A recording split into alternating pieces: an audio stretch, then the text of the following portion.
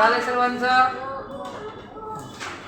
आता इकडचं बघा, सॉल्व द इक्वेशन्स.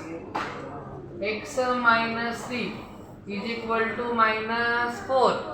आता बघा, मग -3 तिकडे गेलं ना, -4 तिकडे गेल्यावर मायनस काय असते प्लस.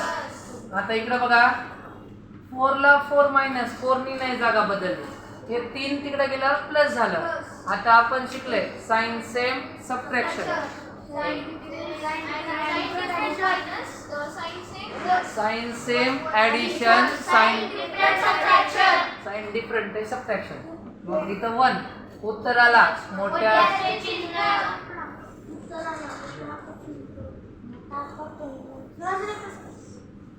मायनस, हा सांगू का, -3 तिकडे गेल्यावर +3. साइन डिफरंट आहे सबट्रॅक्शन. 4 मधून 3 गेले 1, आन्सरला बी